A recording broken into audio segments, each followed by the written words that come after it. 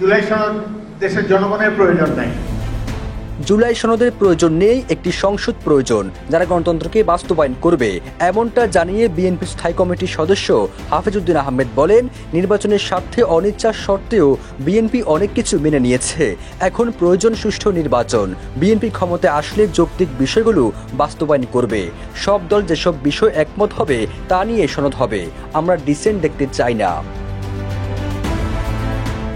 ঐক্যমত কমিশন জোর করে সনদে ঢুকিয়ে দিয়েছে দাবি করে বিএনপির স্থায়ী কমিটির সদস্য আরও বলেন, নির্বাচনের স্বার্থে অনিচ্ছার সত্ত্বেও বিএনপি অনেক কিছু মেনে নিয়েছে।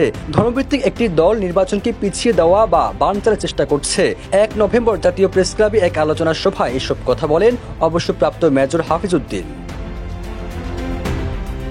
হুঁশিয়ার দিয়ে তিনি আরো বলেন, ক্ষমতা যাওয়ার লোভে একটি ধর্মভিত্তিক দল নির্বাচনকে ঘিরে নানা ষড়যন্ত্র করছে। মুক্তিযুদ্ধের চেতনার বিরুদ্ধে কোনো ষড়যন্ত্র হলে তা প্রতিহত করা হবে। অনেক ত্যাগের বিনিময়ে দেশ স্বাধীন হয়েছে। এই সংগ্রামের সঙ্গে অন্য কোনো আন্দোলনের তুলনা হয় না। এদেশের জন্ম হয়েছে মুক্তিযুদ্ধের মধ্য দিয়ে। পিআর সম্পর্কে বিএনপির এই সিনিয়র নেতা আরো বলেন, দেশের জনগণ পিআর চিনে না, পিআর কেউ চায়ও না।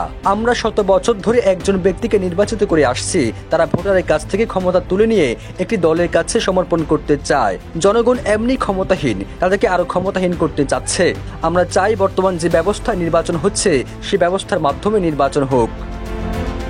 সবুজ আলম, নিউজ ডেস্ক, ইত্তেফাক।